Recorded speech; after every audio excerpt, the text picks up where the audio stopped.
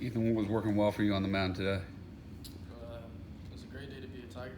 I feel like we competed. It was only a matter of time before we scored some runs with the team hits. So I feel like our guys did a great job battling in the box all game. Growing up in South Carolina and being able to be a regular weekend starter as a freshman, how special has it been for you? Everything has been a blessing. Being here is just a blessing each and every day. Hang out with my brothers and these wonderful coaches. I couldn't ask for anything better. Billy, take us through that at-bat with the two-run home run that you hit to tie the game there.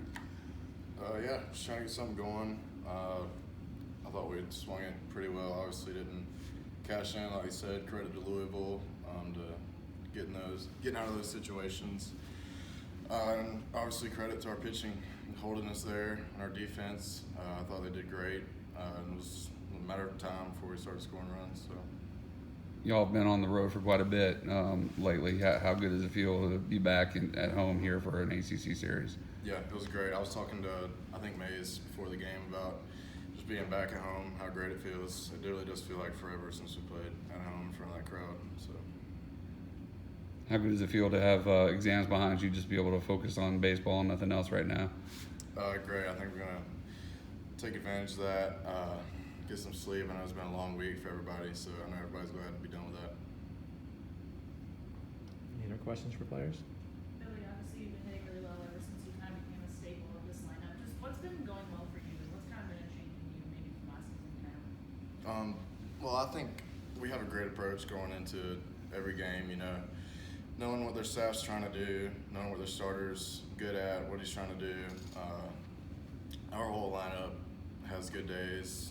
I think we hit the ball well a lot here recently, and just getting our jobs done, just trying to help the team win, every one of us. Anything else for players? All right, thank you guys. Coach, Eric, a month ago, if you guys would go 2 for 13 with runners in score position, you might not win the game. What's been the difference where you're still able to find ways to win despite having a bad day there? Is that where we went today? It felt like it. It felt like 0 for 13. Just when the team is confident and they're connected, and there is that synergy between the pitching and the defense and the hitting. It's just, for whatever reason, and I don't even know if I can explain it well, but there's just this connectivity that we're just going to find a way. And we didn't necessarily, we were finding our identity early, but we were still going through it, and we were still kind of still figuring out who we were, what the roles were, who goes where. And I think there's just been that figuring it out process to where now there's a comfort and just a belief that even if we don't, because there's going to be times where we just don't cash in and we don't get that run in and we don't get the hit, but there's this belief that the next guy will pick them up, or we'll do it the next inning or whatever. And it's a good feeling. And the guys have it right now and they're confident. And, it's good to see. Coach, base running played a big part in the game today. Taylor heads up play to score that first run of the game, but then a couple mistakes there cost you maybe a run or two. Obviously the crazy play at the plate with Bertram, but you'd have to say if you look at the season, base running's been a real strength for y'all, hasn't it? It has, and we live and die by the sword. So if we're going to be aggressive, and one of our calling cards is being aggressive, then we have to be willing to run into outs sometimes, and that's what we did today. It's just ran into 3 of them on the 3 outs on the bases, and that's unfortunately too many. But we're gonna with a guy who's fast at third and the infield in and 1 out, we're always gonna be on go there. Or most of the time we're gonna be on go, and it's an aggressive play. And you make the defense make the play, and credit to Louisville, they fielded a nice backhand ball through a strike to the plate, and we were out. But we're gonna, by being aggressive, and Bertram, his was an aggressive play, and the ball bounced and went right back to the catcher, and just bang bang, and just one of those things. But I don't mind aggressive plays and aggressive mistakes for that matter. I mean, we want our guys to go for it. We kind of have that that screw it mentality, and if we're going to be the team that we want to be, then we have to go for it and not hold anything back. So I do like that we are playing, with an edge, right on the edge. Did Riley feel like the catcher missed him on that play? Because from what we saw, it sure looked like he missed him. Yeah, no, he said he might have got me. I don't know. Like he didn't know, and it's those are tough because you got to have conclusive evidence to overturn it. So there must have been. I haven't watched it yet, but I guess we'll have to take a look at it. How important was it for Ethan and Reed to go deep as they did, and 16 pitches for Hammond, so you saved a lot of arms in the bullpen?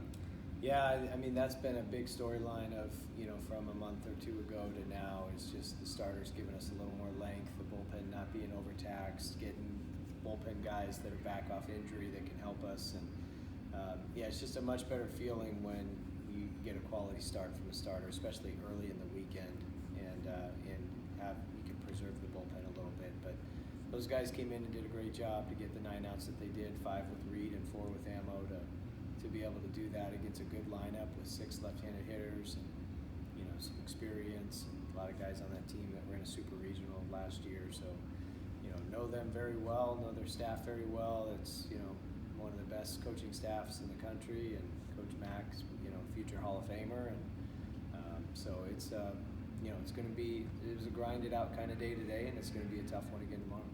Is Ethan? Oh, go ahead. Is there anything you can point to as far as what's been going better for your starters over the last, like you said, month or so? Just what's been leading to the ability to get those more quality starts? Yeah, I mean they're throwing more strikes.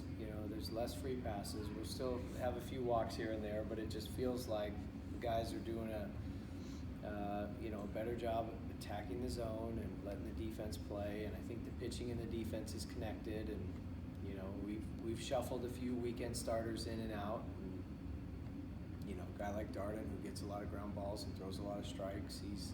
He may be a freshman, but he's effective, and he's been a really good, effective starter for us in that regard. Having Caden Grice on the back end has been super effective, and obviously Gordo's been a weekend starter the whole year, and he's got good stuff. So, it's just I think them settling into their roles and finding a way to be really good in their routine week to week in their preparation, and that's another part of it. When 1 week a guy's a reliever and the next week he's a starter, and we're just trying to figure it out.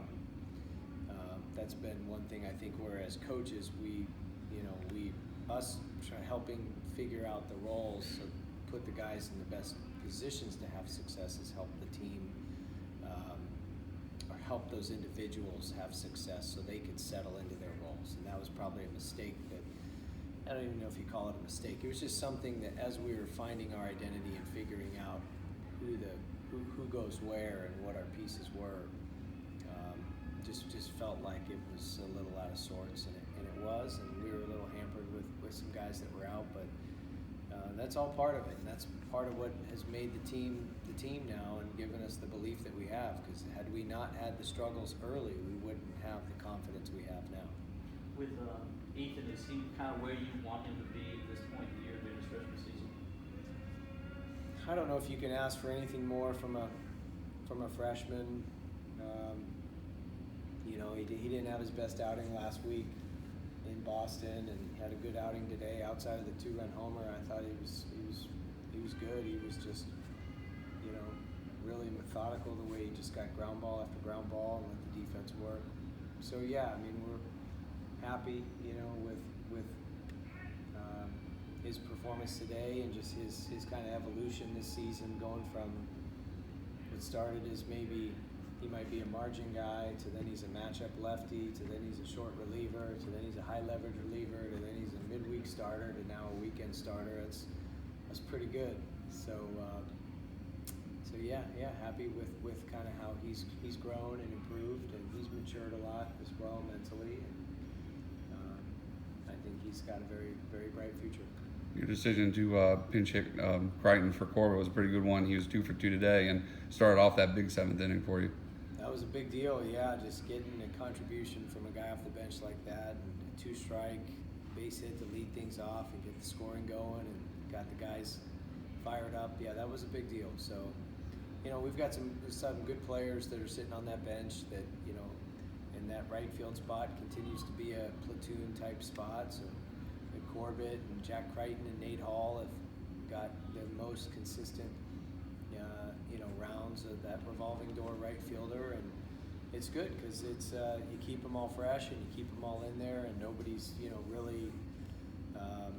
I think that's actually a benefit of keeping all those guys activated, so that when you do need a pinch hit off the bench, it's not like the guy hasn't played in a month. So we'll probably continue to do that and use that right field spot that way to give multiple guys opportunities, but it's certainly been a positive in that regard. I guess that's a good segue for Ferry. What's his status right now?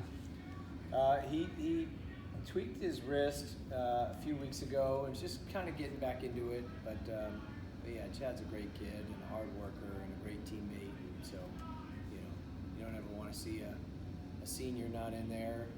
So, hoping he can contribute soon. Have you been surprised at all about how kind of strong Billy has come out over the last, month and a half or so?